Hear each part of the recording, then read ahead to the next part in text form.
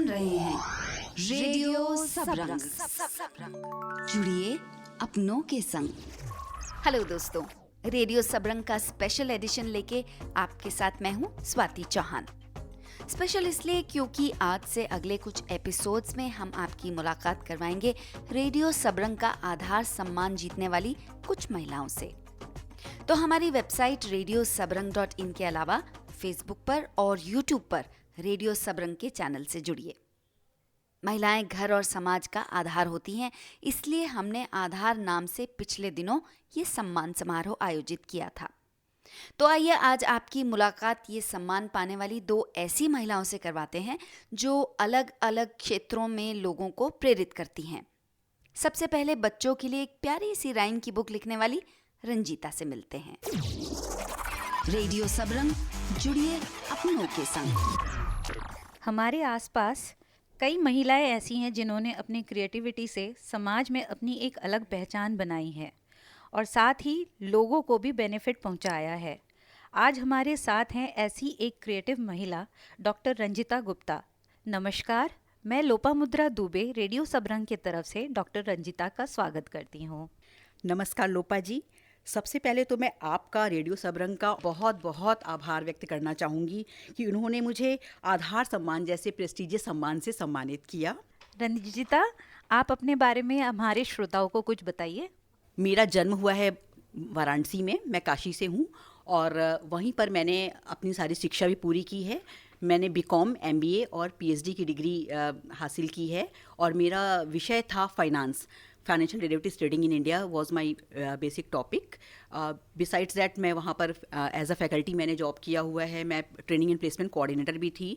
यहाँ पर Jaipur institute of management Noida में भी मैंने अध्यापन का कार्य किया है। तो आप एक एमबीए पीएचडी फाइनेंस प्रोफेशनल के साथ साथ ये आपको आइडिया कैसे आया ये बुक लिखने का? बीइंग अ मदर अपने बच्चों के साथ मैंने सीखना शुरू किया और जब बच्चों ने मुझसे, मेरे बच्चे बहुत क्यूरियस नेचर के हैं, बहुत इंक्विजिटिव हैं और उन्होंने हर चीज़ों के बारे में इतने प्रश्न करना शुरू किया कि उनके प्रश्नों के उत्तर देते हुए मैं खुद रिसर्च करने लगी। और फिर इतने सारे प्रश्न थे, मुझे लगा कि ऐसे ही प्रश्न तो दुनिया के सारे बच्चों के पास होते हैं। वो हर चीज़ों का आंसर जानना चाहते हैं, लाइफ को सीखना चाहते हैं। इसी सोच के साथ मुझे आइडिया आया क्यों ना मैं एक बुक लिखूँ। माँ के द्वारा लिखी हुई बुक है अपने बच्चों के लिए, जो कि हर बच्चे के लिए इक्वली इम्पॉर्टेंट है, इक्वली यूज़फुल है। जैसे कि हम देख रहे हैं आपका बुक का नाम है राइम्स फॉर एक्सप्लोरर माइंड्स, तो क्या आप थोड़ा सा बताएंगे कि इस बुक में क्या खास है ऐसा? देखिए, हर बच्चा जब जैसे ही वो पैदा होता है, दुनिया में आता है, वो लाइफ को एक्सप्लोर करना शुरू करता है। वो बच्चा चलता है, हम उसे हमेशा रोकते हैं, टोकते हैं, ये मत करो, वो मत करो, बट एक्चुअली वो उसका लर्निंग प्रोसेस होता है। वो नई नई चीज़ों को देखता है, समझता है, नई नई स्मेल्स को फील करता है, नए नए अनुभवों को फील करता है। So all children love to explore, so that's why I taken the name of the book as rhymes for explorer minds, जिससे बच्चे एक्सप्लोर करके चीज़ों को सीख सकें। मैं आपकी किताब जब देख रही थी तो मैंने देखा इसमें आपने मैथमेटिकल एक्सप्रेशंस को राइम्स के साथ जोड़ा है। हमने तो बचपन में राइम्स और मैथमेटिक्स अलग अलग पढ़ा है। देखिए, मैथमेटिक्स बेसिकली एक लैंग्वेज है, लैंग्वेज ऑफ मेजरमेंट। जैसे हमने चींटी और हाथी का ही एग्जांपल लिया कि चींटी छोटी, हाथी बड़ा है, तो पर हाथी कितना बड़ा है, तो उस कितना जो हाउ मच का आंसर मैथमेटिक्स ही दे सकता है। So mathematics is part of our language. तो उसका स्ट्रक्चर्ड फॉर्म बच्चों को बचपन से ही एक्सप्लोरेशन के थ्रू, छोटे छोटे स्टेप्स के थ्रू सिखाया जा सकता है। तो मैंने बहुत ही प्रैक्टिकल फॉर्म में इन्हीं मैथमेटिकल कंसेप्ट को बच्चों को सिखाने की कोशिश की है, समझाने की कोशिश की है। और मैथमेटिक्स का पूरा प्राइमरी लेवल करिकुलम मैंने इसमें ऐड करने की कोशिश की है। तो आप थोड़ा सा एक एग्जाम्पल के तौर पे समझाएंगी कैसे आपने ये राइम और मैथमेटिक्स को जोड़ा है? जैसे मैं आपको बताऊं, मेजरमेंट की अगर बात करते हैं सिंपली, क्योंकि mathematics is basically about measurement, तो एक पोएम तो मेरी मेजरमेंट्स पर ही है। लाइक लिक्विड, सॉलिड, गैस और स्पेस, 4 तरह की मेजरमेंट के कंसेप्ट होते हैं। तो एक तो मेजरमेंट होता है कि हम पूरा मशीन से मेजर करते हैं, दूसरा होता है कि एस्टिमेशन। तो मैंने अपनी पोएम को 3 पार्ट में डिवाइड कर दिया।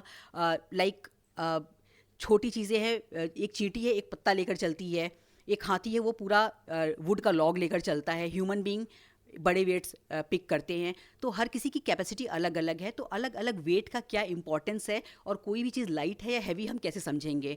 तो इसका एक प्रैक्टिकल एग्जांपल है कि heavy things go down and light things go up. तो इस एस्टिमेशन से बच्चा एट रैंडम देखकर ऑब्जर्वेशन के थ्रू समझ सकता है कि oh whatever is going down that is heavy and whatever is going up that is lighter. तो इस तरह से मैंने पोएम के फॉर्म में सारे मेजरमेंट्स को इसमें एक्सप्लेन किया है।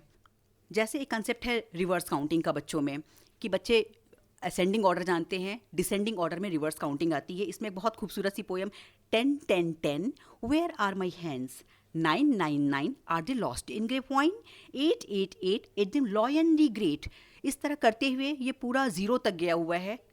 बच्चों का एक बहुत बेसिक कंसेप्ट होता है ऑपोजिट्स का।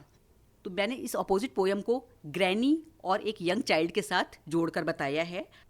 पोएम की लाइन्स हैं, I am young but my granny is old, her tea is hot but my ice cream is cold, I am short but granny is tall, her shoes are big but mine are small. So in this way लोगों को, objects को, चीज़ों को, हर चीज़ को observe करते हैं और उसके बाद डिफ्रेंशिएशन करते हैं कि मेरे में उनमें क्या अंतर है या दो चीज़ों में क्या अंतर है। जब दो चीज़ों में वो अंतर करना सीख जाते हैं, फिर उनको वो क्लासीफाई करना सीख जाते हैं, फिर वो डिसाइड करना सीख जाते हैं what to choose and what not to choose. आपके इस बुक को क्या हम स्कूल में देख पाएंगे? जी बिल्कुल, अभी तो फ़िलहाल ये book online Amazon, Flipkart, Google play वगैरह पर अवेलेबल है, बट मैंने बहुत सारे स्कूल में कांटेक्ट किया है और मेरी बुक को they have well received and welcome this book, और बहुत मुझे अप्रिसिएशन मिल रहा है मदर्स से भी, टीचर्स से भी, और मैं उम्मीद करती हूँ अभी कुछ स्कूलों में मुझे प्रेजेंटेशन भी देना है अबाउट द बुक। इस बुक के बाद आपका अगला कदम क्या है? जी, मुझे इस बुक पर इतना अच्छा रिस्पांस मिल रहा है, बहुत सारी टीचर्स, बहुत सारी मदर्स और बहुत सारे स्टूडेंट्स, छोटे से लेकर बड़े तक, सभी पढ़कर इतना अप्रिशिएट कर रहे हैं कि अब मुझे भी बहुत मोटिवेशन मिल रहा है कि मैं इस चीज़ को कैरी ऑन करूं। और मेरा आगे प्लान है, जैसे ये मैथमेटिकल कंसेप्ट पर बुक है, उसी तरह मैं आगे हिंदी, इंग्लिश, ईवीएस हर तरह के सब्जेक्ट्स पर आगे बुक्स लेकर आऊँ और पूरा एक सेट बनाने की मेरी इच्छा है इन द फ्यूचर। आपसे बात करके बहुत अच्छा लगा और आपके आगे ऐसे ही किताबें आने वाली किताबों के लिए आपको बहुत सारी शुभकामनाएं। जी बहुत बहुत धन्यवाद लोपा जी, आपका और साथ में रेडियो सबरंग का भी, जिसकी मैं बहुत फ़ैन हूँ। Thank you so much. तो हमारी भी उम्मीद है कि रंजीता इसी तरह एक से एक अच्छी किताबें लिखती रहें। अब आपको ले चलते हैं दूसरी गेस्ट से मिलवाने। वो भी किसी परिचय का मोहताज नहीं है, नाम है चित्रलेखा अग्रवाल। आपने उनकी लिखी कहानियां अलग अलग मैगजीन्स में पढ़ी होंगी, जहां उन्होंने समाज में होने वाली आम घटनाओं को कहानियों के रूप में पिरोया और उनसे एक संदेश भी देने की कोशिश की। तो आइए चलते हैं उनसे मिलने। रेडियो सबरंग, जुड़िए अपनों के संग। हमारे लिए ये बहुत गर्व की बात है कि जिनकी रचनाओं को बचपन में हमने चंपक, धर्मयुग, सरिता, बाल भारती आदि मैगजीन्स में पढ़ा है, उनके सामने बैठकर उनसे बातचीत करने का मौका मिल रहा है। नमस्कार दोस्तों, मैं हूं निमिषा माथुर और रेडियो सबरंग पर हमारी विशेष मेहमान हैं श्रीमती चित्रलेखा अग्रवाल। मैम, आपका बहुत बहुत स्वागत है। हाँ, धन्यवाद। आप स्वतंत्रता सेनानी परिवार से हैं, फिर साहित्य की तरफ आपका रुझान कैसे हुआ? ये मेरे पिताजी ने मुझ में डेवलप किया। उन्होंने मुझे एमए हिंदी से करवाया इसीलिए कि तुम हिंदी साहित्य में बहुत लिखना। तो फिर मैंने इसीलिए एमए हिंदी साहित्य में किया और लिखना शुरू किया। तो जब भी परिवार में मेरी मदर मेरे भाई का पक्ष लेती थी तो एकदम मेरे अंदर एक कहानी का जन्म हो जाता था और फिर मैं जो हूँ एक कहानी लिख देती थी, वो कॉलेज की मैगजीन में छपती थी। तो लेखन का कार्य शुरू करने और साहित्य के क्षेत्र में आगे बढ़ने में परिवार में सबसे अधिक प्रोत्साहन किससे मिला आपको? मेरे पिताजी से मुझे बहुत प्रोत्साहन मिला। उन्होंने मुझे कुछ टॉपिक भी दिए थे कि बेटे इन पर आप लिखिएगा, तो मैंने उनके बारे में उनसे डिस्कस किया और उनके कुछ टॉपिक्स को मैंने लिखा भी। अपनी सभी रचनाओं में आपको कौन सी रचना सबसे अधिक प्रिय है? मैं जब भी बस में सफ़र करती थी तो मेरे दिमाग में कुछ विचार आते थे, तो इसलिए मैं उसी से संबंधित आपको कविता सुनाऊंगी। बस का सफ़र। अच्छा लगता है बस में जाते हुए शीशे से सिर टिकाना और खिड़की से देखते हुए सोचते चले जाना। अच्छा लगता है पेड़ों का आना, आकर चले जाना और अचानक आपका ख्यालों में मुस्कुराना अच्छा लगता है। अच्छा लगता है यादों के थान खुलना, दौड़ती सड़कों के संग और खुली किताब सा मेरा उनको पढ़ते जाना अच्छा लगता है। अच्छा लगता है अचानक झटका लगते ही बस का रुक जाना और फिर सोचते चले जाना अच्छा लगता है, सचमुच अच्छा लगता है। बचपन में हम सब ने ही बस में सफ़र किया है और हमें बचपन की यादों में आपका ले जाना अच्छा लगता है। साधनहीन बच्चों के शिक्षण में आपका बहुत योगदान रहा है और समाज सेवा के कार्य में भी आप सहयोग करती रही हैं। मुझे साधनहीन बच्चों की शिक्षा के बारे में प्रेरणा मिली। एक बार मैंने देखा कि एक मजबूर और मज़दूर पिता अपने 8-9 साल के बच्चे को साइकिल के कैरियर से रस्सी से बांधकर काम पर ज़बरदस्ती ले जा रहा था, जबकि वो बच्चा बार बार रो रो कर यही कह रहा था कि मैं स्कूल जाऊंगा, जैसे और बच्चे स्कूल जाते हैं मैं काम पर नहीं जाऊंगा, मैं भी स्कूल पढ़ने जाऊंगा। इस घटना से मुझे बहुत दुख हुआ और मैंने सोचा कि जब कभी मुझे अवसर मिलेगा तो मैं ऐसे बच्चों की पढ़ाई के लिए ज़रूर कुछ करूँगी। फिर जब मैं शिक्षिका हुई, मैंने अपनी प्रिंसिपल से बात करी कि हमें ऐसे बच्चों के बारे में सोचना चाहिए, तो वो इस विषय में कुछ नहीं कर सकी। फिर जब मैं खुद प्रधानाचार्य बनी तो मैंने अपने यहाँ इवनिंग क्लास ऐसे ही बच्चों के लिए शुरू की जो कहीं काम करते थे और शाम को फ्री रहते थे। 2 घंटे उन बच्चों को वहाँ पढ़ाना शुरू किया, क्योंकि प्रधानाचार्य बनते ही मैंने निश्चय कर लिया था कि मेरे स्कूल की घंटी की आवाज़ जहाँ तक जाएगी कोई बच्चा अशिक्षित नहीं रहेगा। बहुत ही खूबसूरत सोच है आपकी और सच में हम सबको भी इसमें शिक्षा के प्रति अपना योगदान बिल्कुल देना चाहिए, क्योंकि बहुत से वर्ग अभी भी समाज में ऐसे हैं जो शिक्षा से वंचित रह जाते हैं। मैम, आपके जीवन का कोई ऐसा रोचक किस्सा जो आप हमारे साथ शेयर करना चाहें? जब मैं बीए में पढ़ती थी तो मेरी एक फ्रेंड थी सविता। उसकी भी नज़र कमज़ोर थी और मेरी भी, और चश्मा एक ही था, उसके पास था मेरे पास नहीं था। तो हम जब भी मॉर्निंग शो देखने जाते थे जो घटे दर पे लगती थी, ज़्यादा पैसे तो होते नहीं थे क्योंकि स्टूडेंट थे, तो पैसे बचा के हम मॉर्निंग शो देखने जाते थे।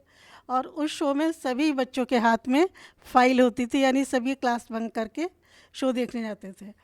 अब क्या करते थे हम लोग कि जब फिल्म में कोई भी अच्छा सीन आता था तो सविता मुझे चश्मा दे देती थी अपना, जे देख कितना अच्छा सीन है।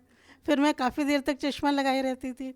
उसके बाद जब फिर बहुत देर हो जाती थी तो वो अपना चश्मा मांगती थी, तो मैं उसको उसका चश्मा दे देती थी।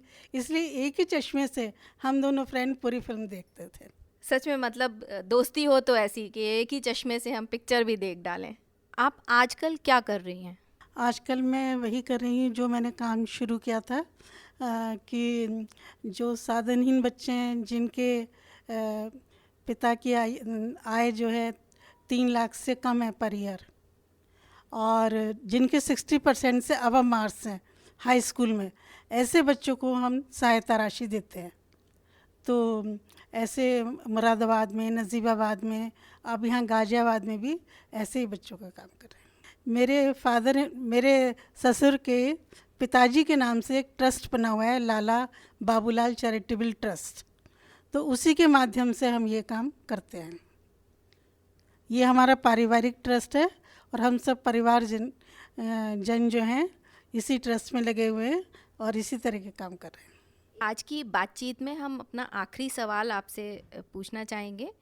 महिलाओं की भागीदारी समाज सेवा और रचनात्मक कार्य में बढ़े, इसके लिए आपका क्या सुझाव है? महिलाएं समाज के उत्थान के लिए बहुत कुछ कर सकती हैं। थोड़ा सा उन्हें समय निकालना पड़ेगा अपने पारिवारिक जीवन से, और जो उनके आसपास है, मान लीजिए उनके यहाँ कोई मेड ही काम करने आती है, वो उसको पढ़ा सकती हैं अगर वो पढ़ी ही नहीं है। और अपने आसपास जो है जैसे कि ये जल की प्रॉब्लम है कि पानी व्यर्थ ना जाए, इस पर वो रोकथाम अपना मतलब ध्यान रख सकती हैं। बस थोड़ा उन्हें अपना समय निकालना पड़ेगा। चित्रलेखा जी, आपके व्यक्तित्व के बारे में जानकर मुझे बहुत गर्व का अनुभव हो रहा है। आपके साथ बातचीत काफ़ी प्रेरणादायक रही। अपना कीमती समय देने के लिए बहुत धन्यवाद। धन्यवाद आपका भी। थी ना दोनों ही बेहद दिलचस्प बातचीत। उम्मीद है आपको भी पसंद आई होगी। आप हमें feedback@radiosabran.in पर बता सकते हैं इसके बारे में। आने वाले दिनों में आधार सम्मान पाने वाली जुझारू महिलाओं से मिलवाने का सिलसिला जारी रहेगा। हमसे जुड़े रहिए हमारी वेबसाइट radiosabran.in के अलावा रेडियो सबरंग के फेसबुक पेज और यूट्यूब चैनल पर भी। फिलहाल मुझे यानी स्वाति चौहान को दीजिए इजाजत। नमस्कार। आप सुन रहे थे रेडियो सबरंग, जुड़िए अपनों के संग।